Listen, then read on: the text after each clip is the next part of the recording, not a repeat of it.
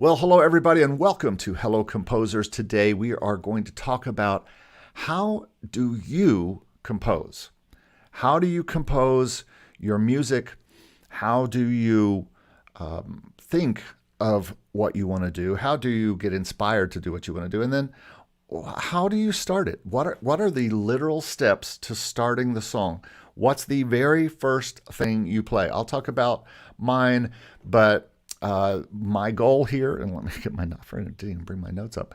My goal here is to talk about the patterns you usually use. What instruments do you put in? Is every song completely different, or do you have a bit of a pattern? I have a bit of a pattern. I'll talk about that in a minute. I usually start from the piano, but not always.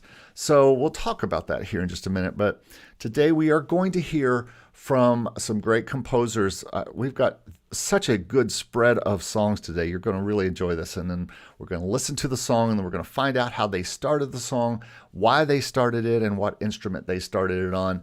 So I'm so glad you're here today for this. Make sure you subscribe to this channel, brand new channel, still trying to find our way and get our channel and our legs for this particular channel. And so just make sure you subscribe.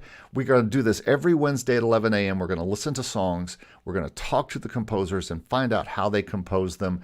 And then we're going to listen to those songs and also subscribe to the email list. Now it's not quite in the notes below, because I don't think I've put anything in the notes below yet for this video, but we got a free ebook coming. You're going to want to get on my email list, the Hello Composers email list. So I'll give you more information about that later. But right now, let's just check who is in the chats right now. Arko says, we got a hello, everybody. Yeah. Hello, composers. That's the way I should have started it. That's the way I like to start that. Hello, everybody belongs to someone else. So hello, composers. That's really the way I'd rather start this. So, all right, well, let's get to, I want to talk first, before I get to the songs, and we got 6 or 7 songs to listen to, so I don't want to talk that long, but I do want to a lot of people ask me about my compositional process. They ask me, how do I compose? What do I do to start songs?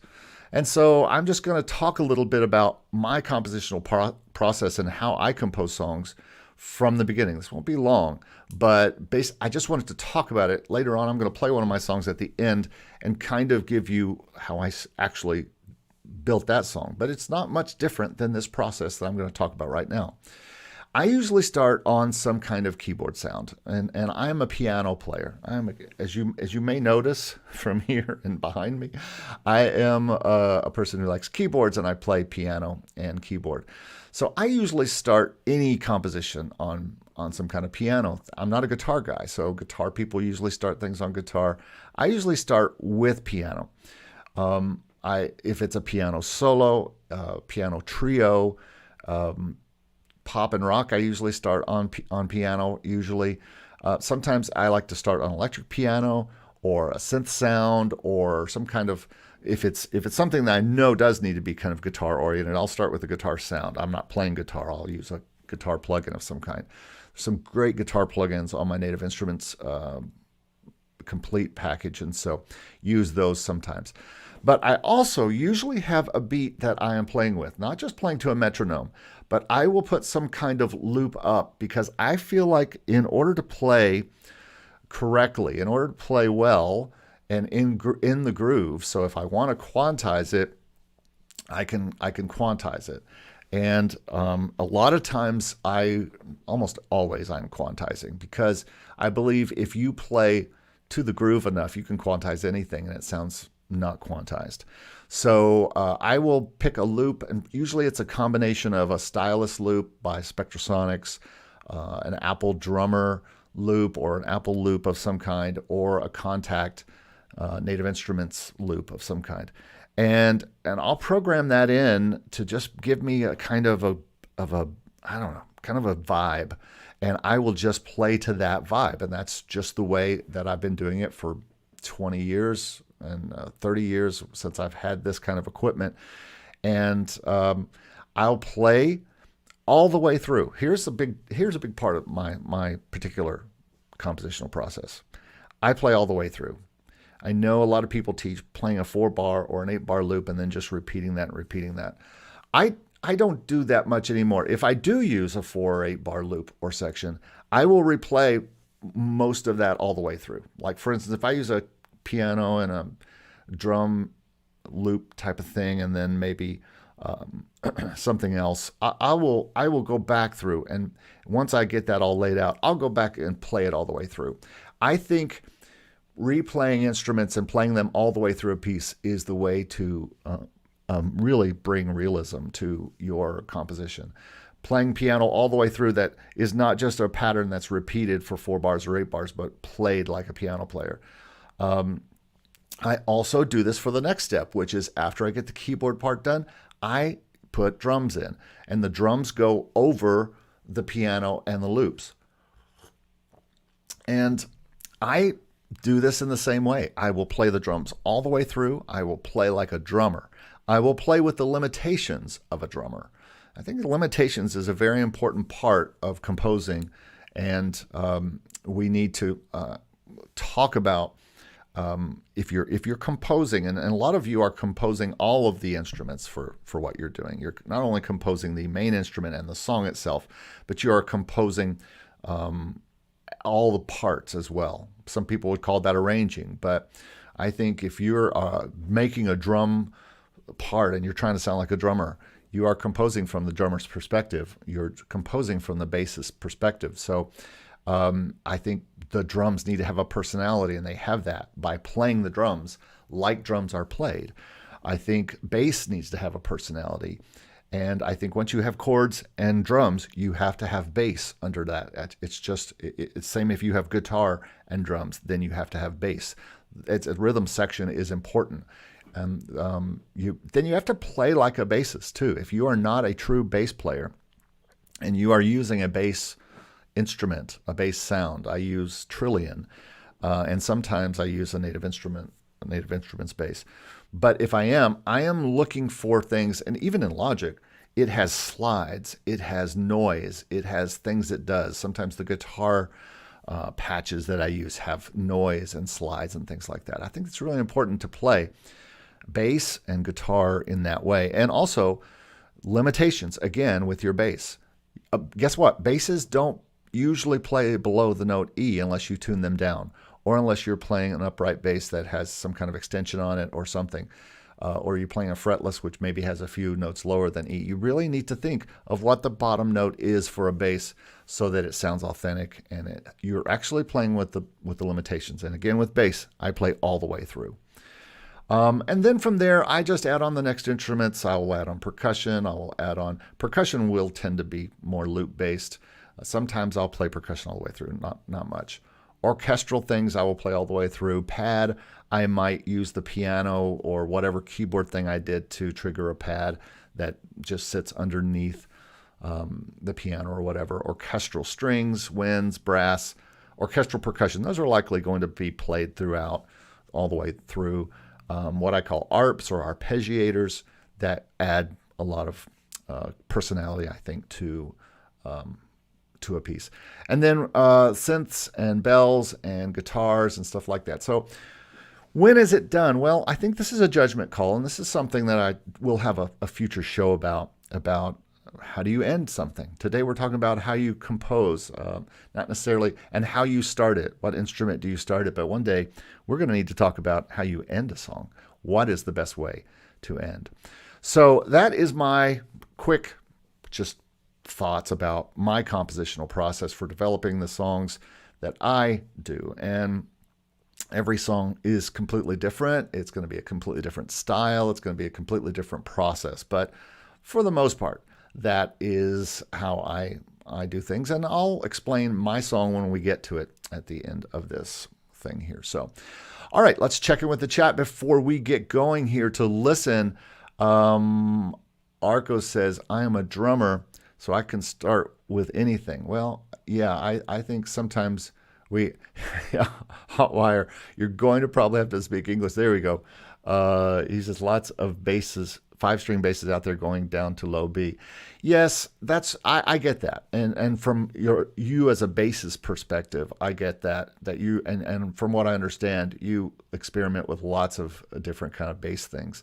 But and Meister says newer gent bands down tune even lower. Yeah, I understand that, but as you know, most people are not dealing with those kinds of basses. They're really dealing with a regular bass that just starts on an E, just like a guitar is normally tuned starting on an E. And so that is what I'm talking about. Shane Jensen's in the house. Hello, Shane. Glad to see you here today.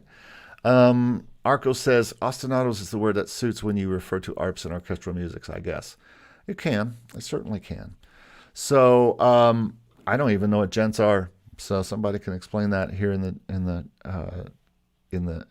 chat. So some kind of metal bass, I would guess. Well, glad to have you all here. Eddie says, sometimes I'll go in thinking I'll write for a specific style, then I cycle through my sound libraries and VSTs, and I come up with something completely different. Yeah, that is when you have the huge sound libraries we have now, just complete by itself. It's a lot. It is just a lot for sure, and it's just a lot of choices we have, isn't it? And let's see. Somebody said, Meister said, gent equals modern progressive metal, right? But that's modern progressive metal, and not many people are playing modern. It's not. It's its own genre, just like trio jazz is, just like certain kinds of classical are, just like folk is. So for the majority of people, the bass they are going to use in pop, and if we look at pop and R&B, they're likely using a bass that starts tuned on E. So that's why I kind of was talking about that. All right, very cool. Well, we'll have to have another show about gents. We're not going to talk about that today.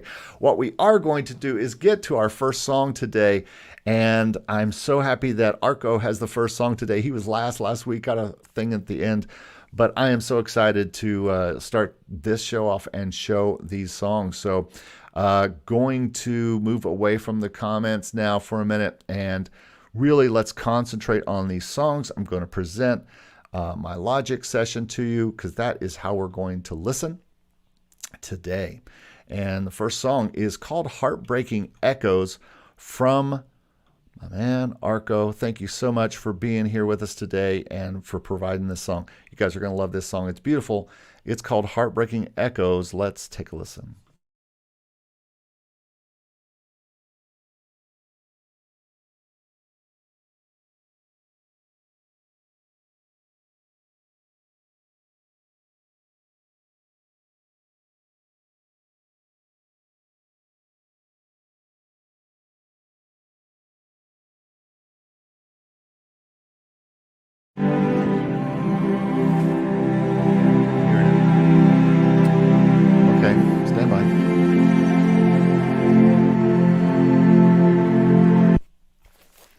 I swear this worked in pregame.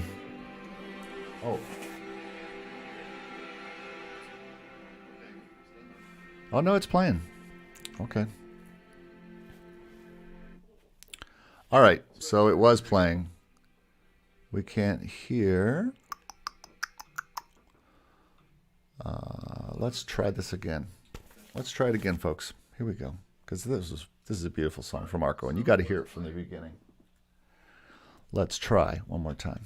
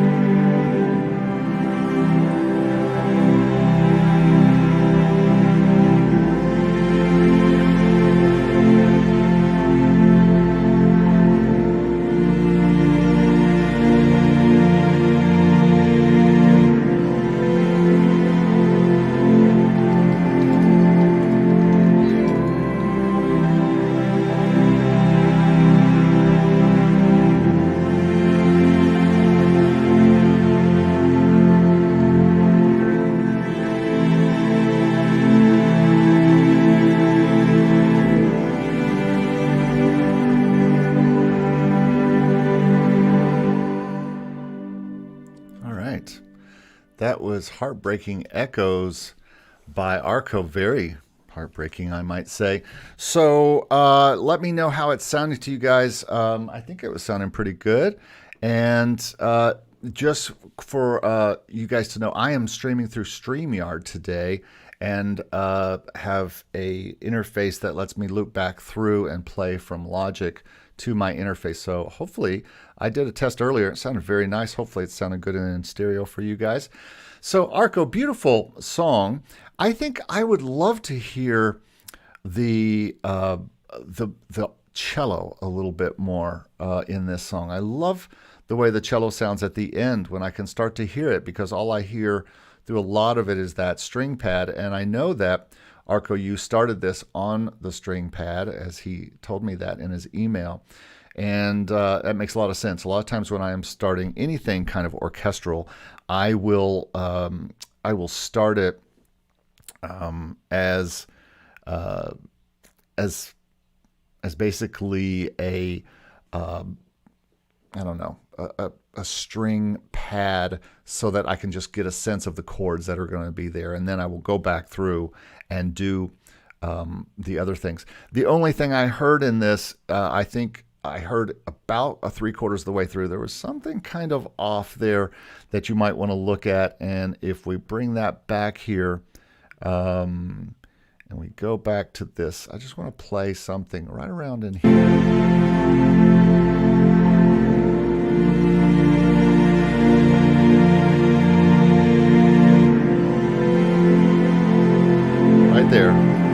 Right there, there's that. I'm not sure that the chords support that melodic note right there. It's just one note, I think. Both of those notes probably could there could be a little adjustment there. Yes, I agree. Meister says, I like the choir. I love the voices that you have in this. Very unique, and add to it a lot. I love at the end how the cello comes out a little bit more.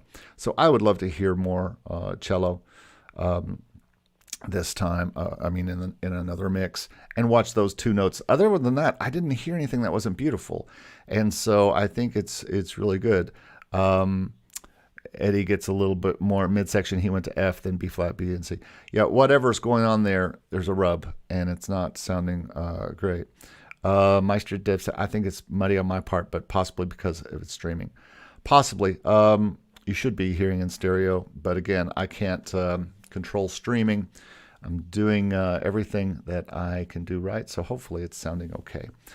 All right. Well, thank you, Arko, for that. Great song, man. Great, beautiful, and I think with just a very few fixes, and maybe a slightly a mix where the cello gets to speak out a little bit more would be great. All right, so the next song is from Marty Zylstra, who was trying to get something in last time. Marty, are you in the chat today? Let me know, and otherwise, if it's on mono, I don't think it's in mono.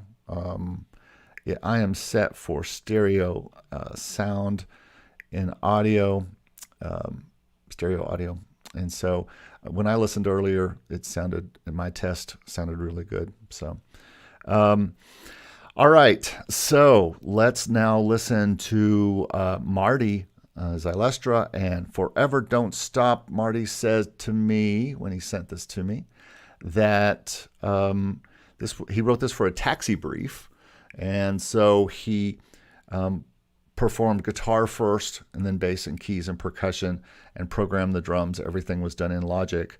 So let's listen to this song. It was for a taxi brief called Indie Rock, but was inspired by a couple of quotes he saw recently, hence the title. All right, so let's listen to this song by Marty Zylstra. I think we are still on the Logic thing. Let's see. Got a lot of screens to there. Yep, here we go, Marty.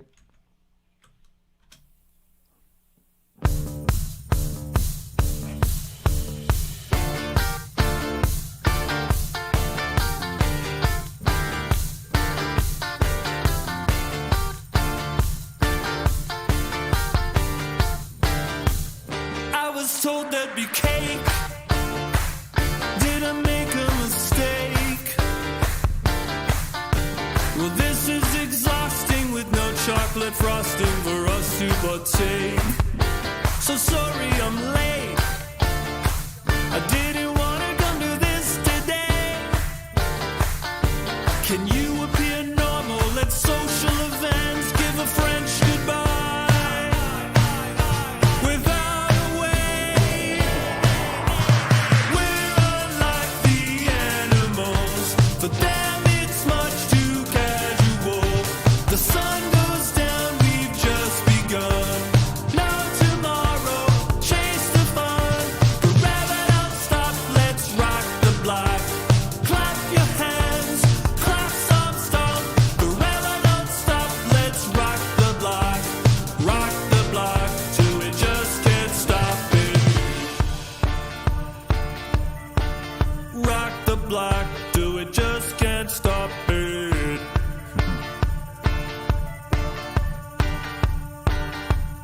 If I live through the night, I'll try to be more polite. Bravely living truths before it was so cool, much to your delight. I wanna be where you are. Our sense of humor is so bizarre. These are stupid things we won't do when we get old, so give a French goodbye without a way.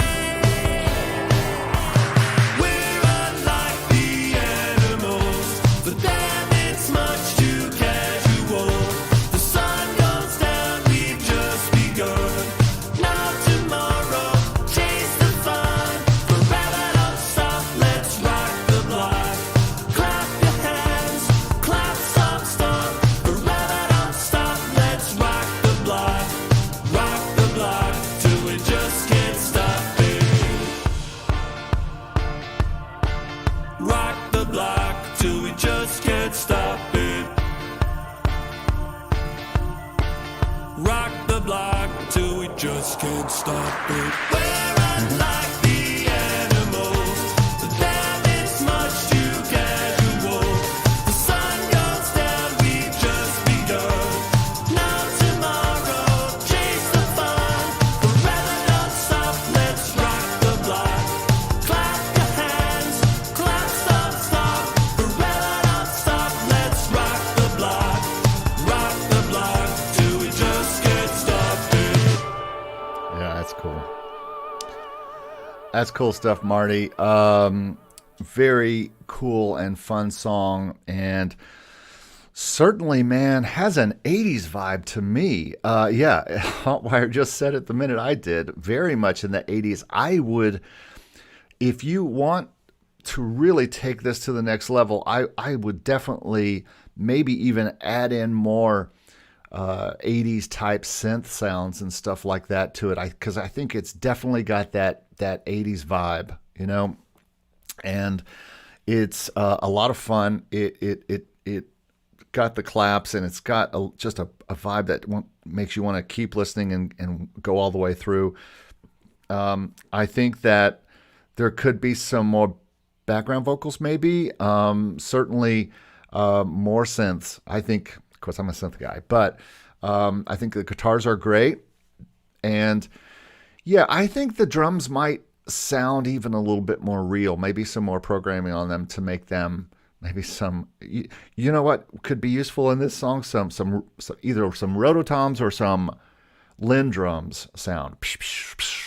You know, those kind of things. But yeah, man, this song is great, and with everything going on with the whole synthwave movement right now, I think you'd be well advised to take this more in that synthwave 80s type of direction with all these comments here, gated reverb on the snare, yeah, everything 80s that you can do, because 80s is with Stranger Things and all the shows. See, that's the thing that we've got to realize as composers. You are not in any kind of a you can write for a brief, and you wrote this for an indie rock brief, but this could easily probably be pitched to an 80s pop brief as well. But I think you could go farther in that direction with it, or at least another mix that is adding in that kind of that kind of 80s type sound. But that's the world we live in for all television. Think of all the shows that are based in the 80s, that are based in the 70s, that are based in the 60s, that are based in the 20s or the 90s. We no longer live in a thing where everything has to sound like today's music. There is no today's music. Everything is whenever, whatever. White Beam says, Pierce says, nice. It was interesting all the way to the end. Perhaps there could be more of a climax toward the end because by then you want to get up and dance. You have those synthesizers going at the end. You might build some kind of, synth, 80s synth type thing up and do something that way. But a lot of fun. Thank you, Marty, for this song. And sorry, I got your name wrong at the beginning. I've now corrected the spelling, and I will correct that when I make the notes in the comments below. Synthy groove. Yeah, I think it's pretty cool the way it is. You don't want to make it too good for an 80s type of indie rock song, but I do think some synthy type stuff, Arko says, maybe a synthy groove would add up. I think it's pretty cool. So great job, and thanks so much for sending that in. And so let's move right on with this show here. Our next song is by Schantell, Warton, and I know you're here in the chat. Thank you so much for submitting the song. This is totally different. Every one of these songs today is not, it's just totally different. They're all great, but and as Steve says in his things when he listens to compositions by you guys, we're just so shocked by the quality of these compositions and the uniqueness of all of them. So gonna go and listen to Schantell, Warton, and this song is called Someone's Forever. So let's take a listen.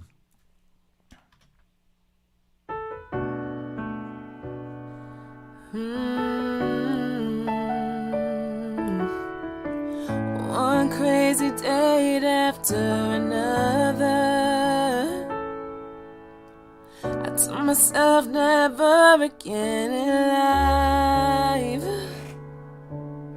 I need someone to see me as a wife, to see that look of love in his eyes. I am not the lonely type, just tired of being alone. I can't stop the yearning for someone to call my own. I love to cry at the songs that touch my heart. This man is all into me, living our love story from the start. Knowing days turn into years. I'll be someone's forever. I'll be someone's forever. For what it's worth, I put love first.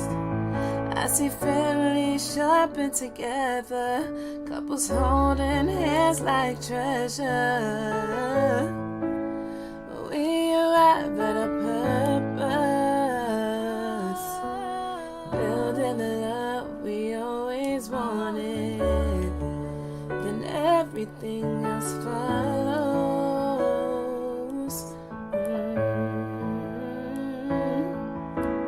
I love to cry at the movies, singing songs that touch my heart. This man is all into me, living our love story from the start. Knowing days turn into years. I'll be someone's forever. I'll be someone's forever. We never give up on love. We never gave up on us. Forever is easy with help from above. I love to cry at the movies, singing songs that touch my heart.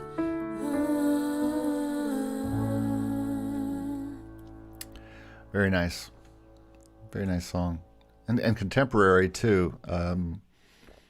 Kind of, I don't know, Alicia Keys vibe or something like that. I think this is a great composition. Is this, and this is not a show where we are only, and even with Marty's song that we talked about a minute ago, we were talking more about, not about the composition, which was great. We were talking more about the production of it and things he could do to make it better.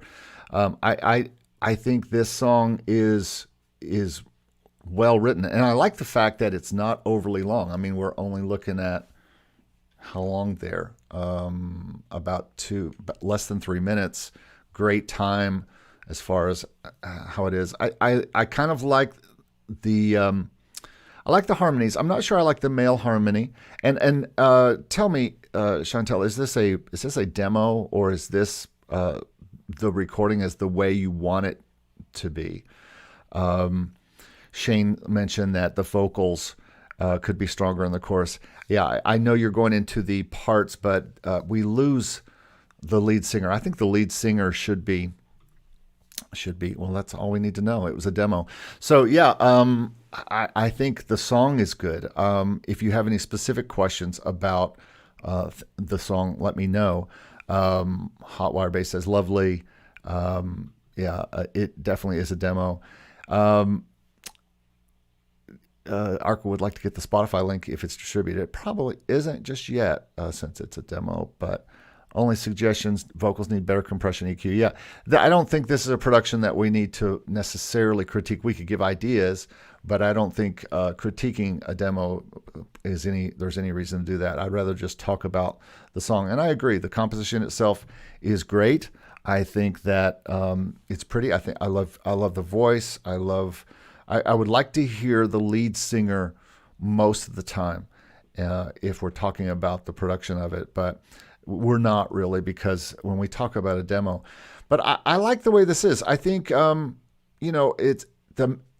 we need to make sure that the melody and the chorus. Let's listen to the chorus part. To see one to call my own.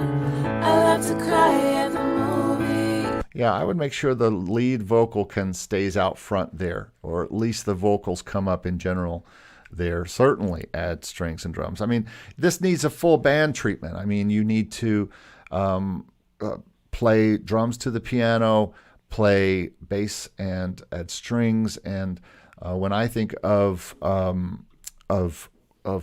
what this needs next, it's definitely a band treatment. In other words, a full, not necessarily real players. I mean, it can be programmed if it's programmed well.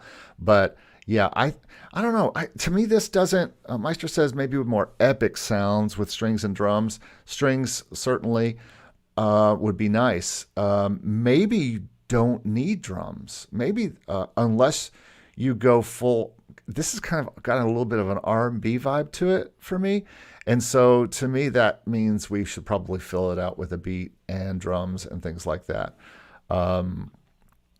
So yeah, I think that it's got a lot of cool things in it. And yeah, I would probably, just to get this thing kind of off the ground as a production, I would say go ahead and put drums and a beat and a bass line, but keep it piano kind of based, you know what I mean? But right now, since it's just a demo, I love the verse and the chorus. I love the thoughts behind the song. She sent me the lyrics as well, and I love the idea of the song. And I love the idea that I love the fact that it's kind of got this pre-chorus that comes in after the second chorus. It's almost like a bridge. I would almost call that a bridge rather than a pre-chorus structurally. If we're talking about song structure, I would probably call that that you have coming in after the chorus. We never gave up on love. We never gave up on us. Forever's easy with help from above. I would almost call that a bridge, or I can see what you mean, that it's a pre-chorus, but it's weird for a pre-chorus to not come in until the last thing. So I would almost call that a bridge, just structurally. But yeah, really love the song, and I love the fact that it's got a nice groove. If you need any help, or you're going to think about somebody for putting this thing together, Keep in mind that I am a producer and would love to help if I can help. All right, so now let's move on. Thank you, Schantell, for that song. Beautiful. Let's move on to our next song today. Keep this thing kind of rolling. That's not the right one. Hold on a second. The next one I think I have up in the Logic is Davor. And Davor, I guess that is you on the chat as... Get to my comments. Come on. Don't die on me, broadcast. Okay. Meister, that's you, right? Cool. All right. Well, this is a very cool song, and you need to know that this is a track for future vocals, and he's just asking for thoughts. When he sent me an email on this, he asked, this is going to be for a rap rock metal album, which I'm currently looking for a vocalist rapper. So if you're a vocalist rapper, let Davor know about that. This is an instrumental version. Pretty much all of my songs start on guitar, especially riff-based rock songs, and then I program drums or either play or program bass. My intentions for this album is to make it used for sync, most likely Sports Productions. Well, let's take a listen. I'm excited to play this one. This is, again, something. And now, as they used to say on Monty Python, and now for something completely different. All right, so let me make sure I have got us ready. Let's listen to this song.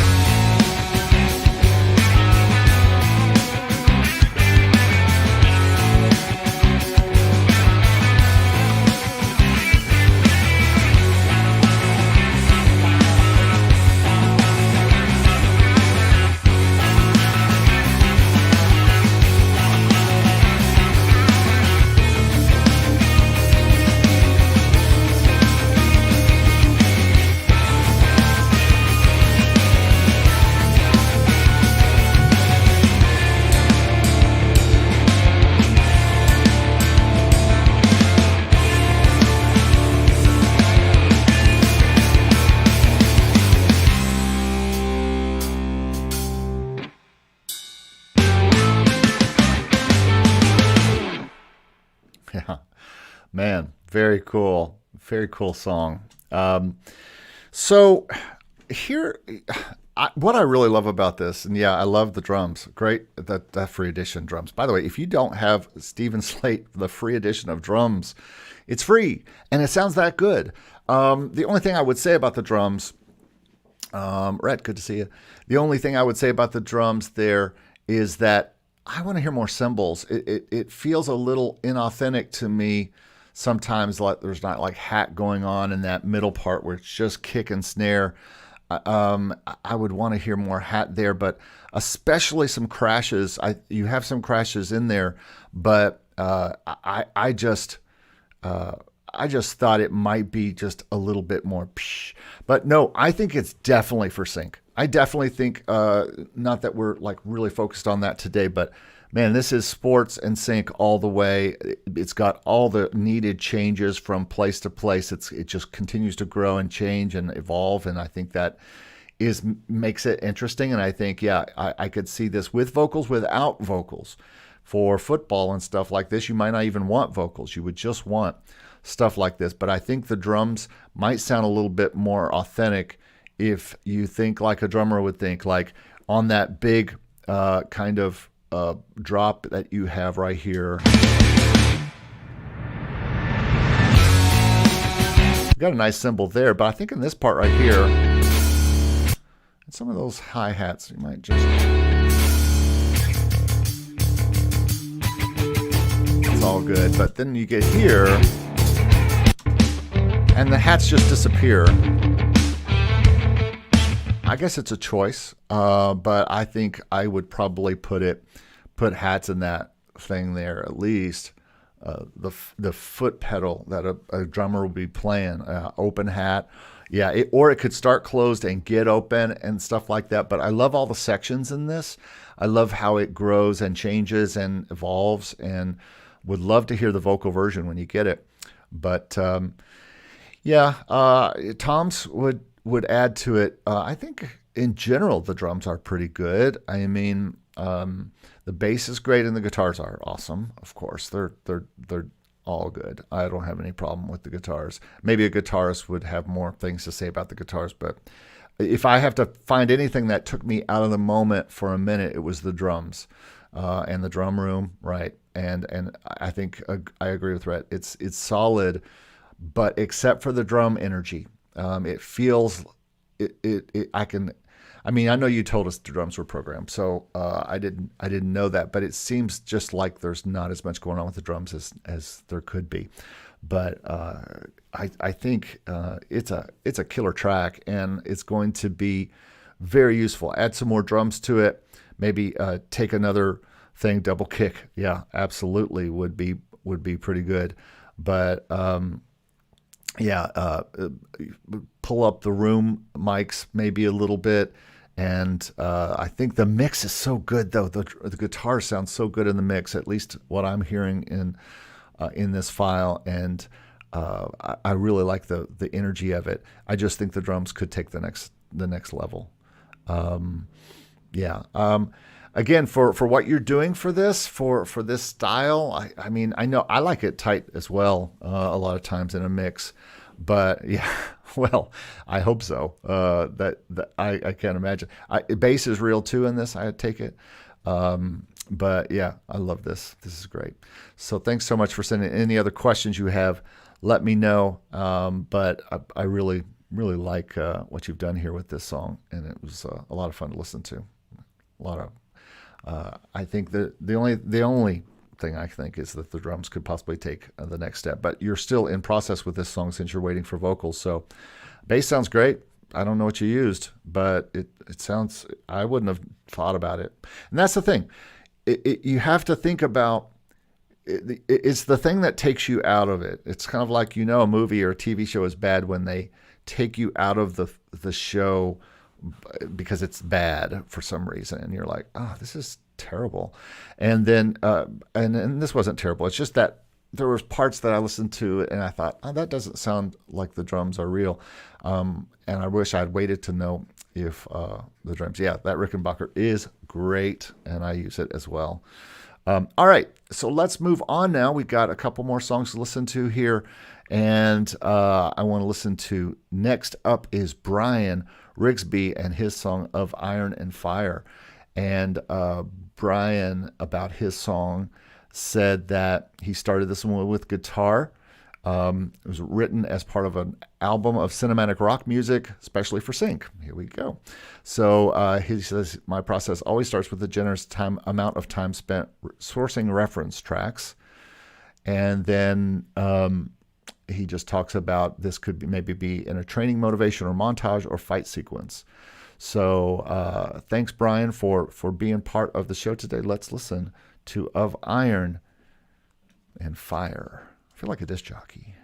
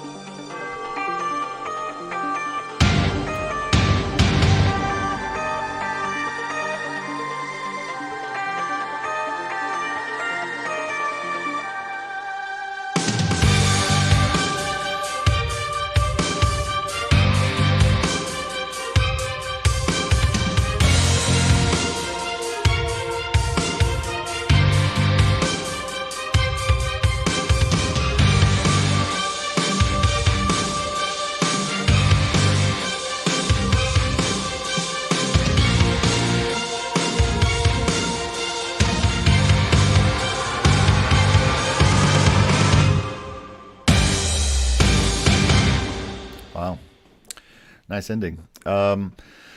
This is another one that kind of has a bit of an 80s type of feel in some places. I agree that it could be used for sync and for sports. At first I thought, the intro when it has all the drums doing all the dooga things, I thought it was a little over the top. Now, if we're going to stay with the 80s vibe, more of an 80s, 80s rock vibe type of thing, then you can keep over the top tom fills and stuff that are happening in the beginning.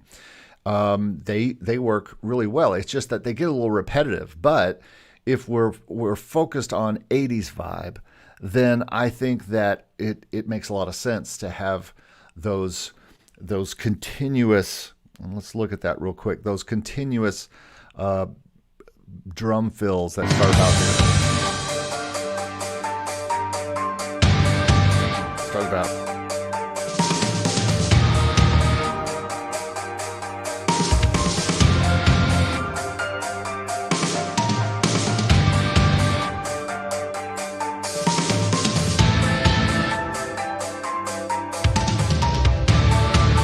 It just sounds like a little something from that an over-enthusiastic drummer would be playing a lot of fills. And I think a couple of them, not every single one could be like it could be like boom bam bam down not every one of them needs to be 16th notes or whatever those are, where it's just a lot of drums. But again, if we're trying to be over the top and kind of 80s vibe with that, then maybe so. Let's see what some people are saying here. A lot of comments. Love the hybrid instruments, Eddie says. Meister says, I think this is like symphonic metal, which could be used for sports, certainly. Andreas, good to see you here. A little more reverb and variation in the velocity on the piano, and a little bit more strings atmos on the second part of the double chorus. It's a perfect track. Well done. Metal vibe, Arko says. I'm not sure I agree with that. There's that much metal in this. I like how you shift between heavy instruments and soft keys. Nice contrast. Double kick. Arko was really hungry for the double kick today. I like the choir in the back. Yeah, the choir is very cool. And Shane says the shift to minor at the end reminds me of something behind Mike Myers. Yeah, that piano. Dun, dun, dun. Or something else, another kind of horror movie soundtrack. But yeah, I really like this track, Brian. I think I would go one way or the other. I would either go, because if I wasn't going to go 80s, I would take out a lot of the 80s elements and go a little bit tighter, in the same way that Meister Davor was on his song, where he was really trying for a really tight type of metal sound. And this one has a lot of ambiance to it, and probably more drum room than it needs for a current sounding like thing. But I think, like I said with Marty's song, I really think that you should push the 80s part of this.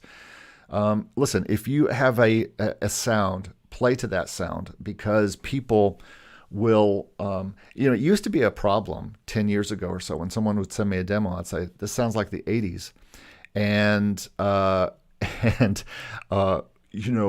the problem was everybody was like, oh, that sounds like the 80s or 70s because I'm a product of the 70s or 80s. Well, now that's a plus. If you sound like something sounds like from the 80s, that is something a publisher or a library is going to want you to do more of, is to show them your 80s sensibilities and come up with stuff for them. So I might lean a little bit more into the 80s. You could even add some more 80s type sounds. Rhett James says, think on the mix. I might bring up some elements from time to time. Seems a bit static. I'd have to listen again for that. But compositionally, I think it's very sound, and I like the things you're going for. The end is a little different, but again, they love those stinger endings, and so it works pretty well. So great song, Brian. Thank you so much for sending that in. If you have any more questions, feel free to ask me. If anybody has any more questions, feel free to ask me through email or in the comments or whatever. I'd love to help. All right, our next to last song here is Mr. ISO, finally getting to Isomatic, who also is known as Chigozie. I hope I'm saying that right. And this song is called Full House Fortune. So let's go to Logic and listen to this song by ISO, Full House Fortune.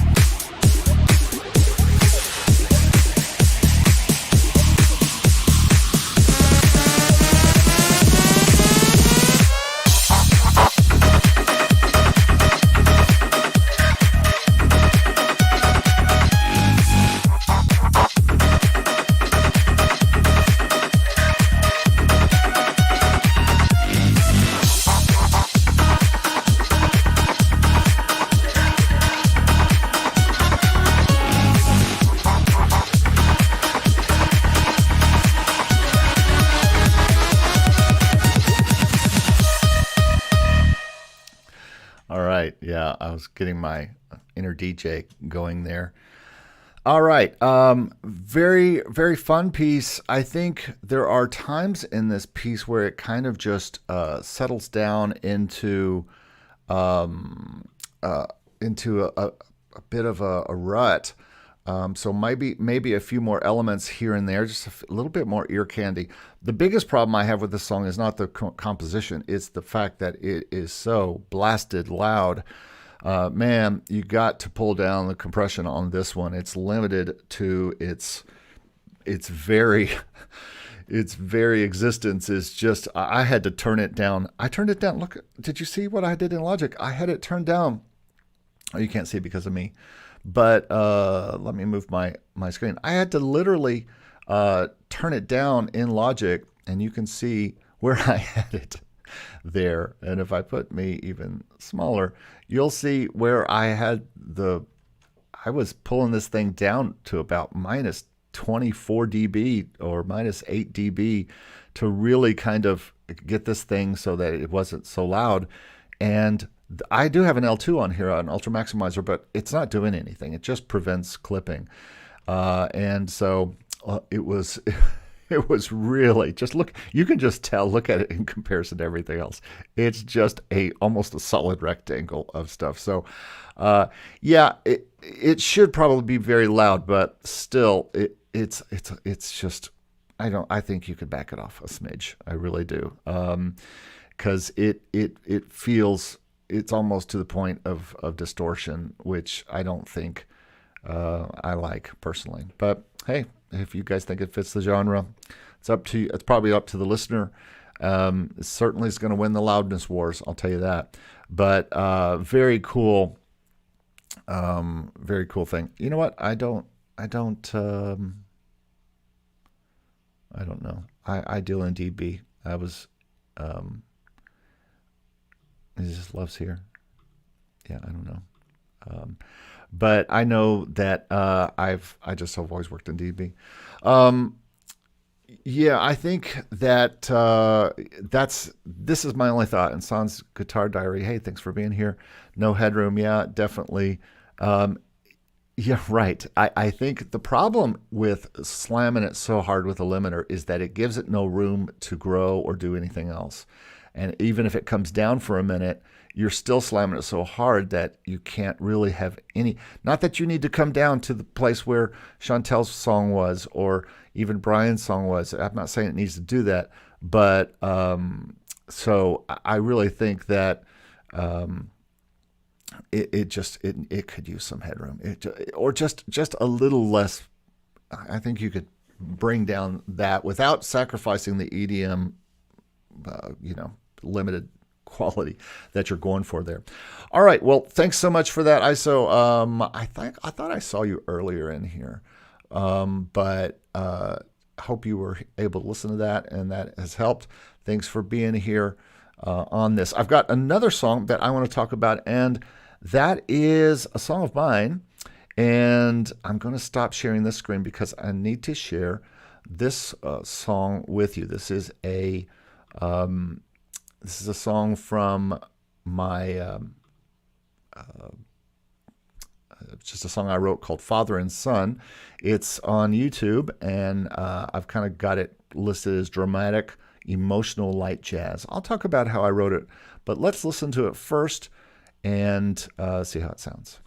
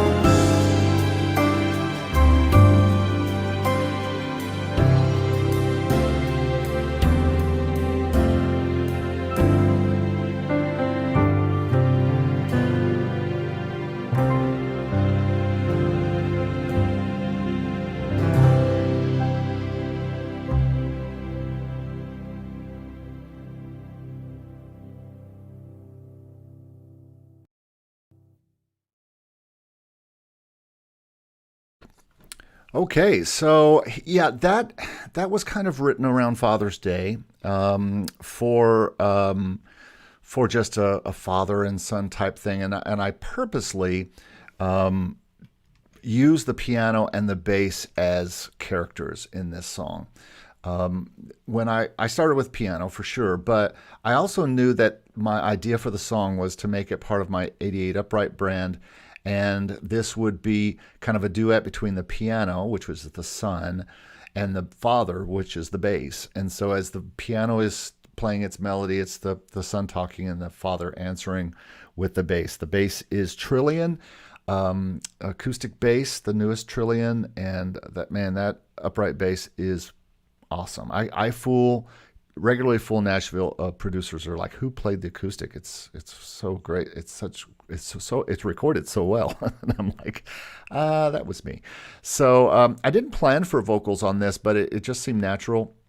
The B part, the da da da da da da, it just kind of sang, and so I sang it.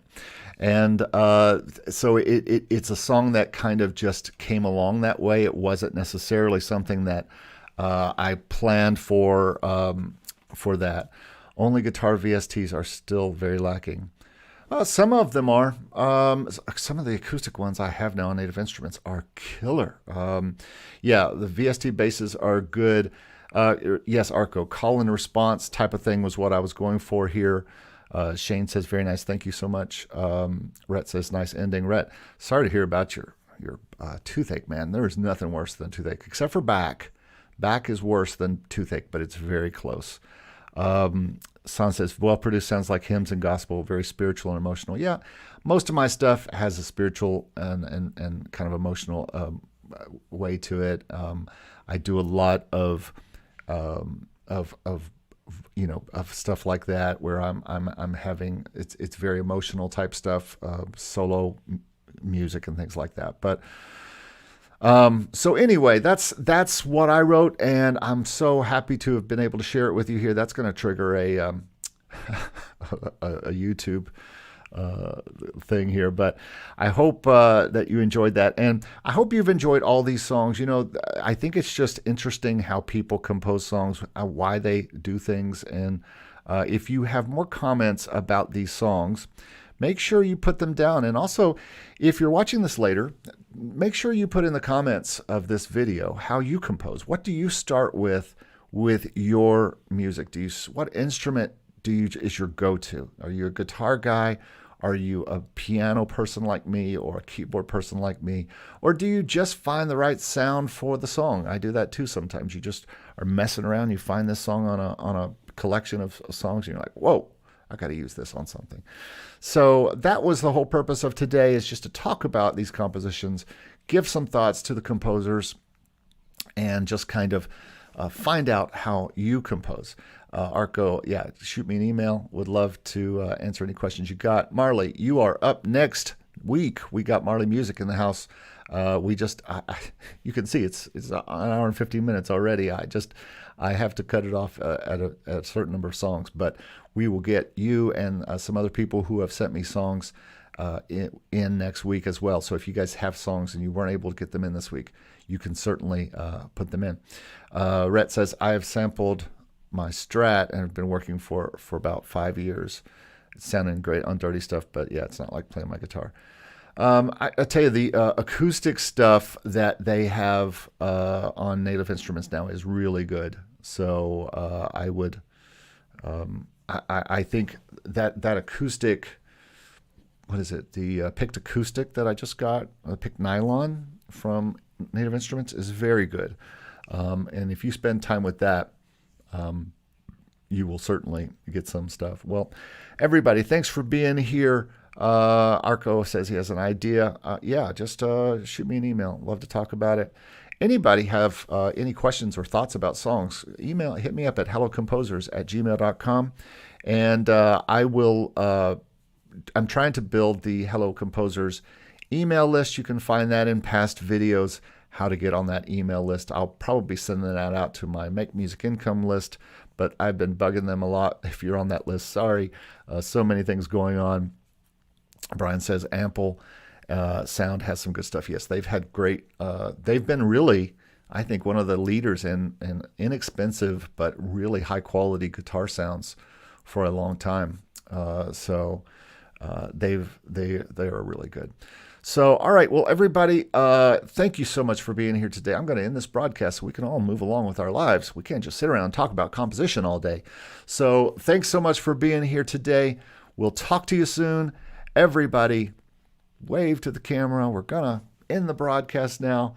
Hotwire Base, thanks for being here. We got new stuff coming next week from people who I couldn't get in here, but thanks for being here, and we'll talk to you next week. And thanks for being part of things today on Hello Composers. And now I must say goodbye, composers. Bye. Goodbye. Bye, everybody. See you later.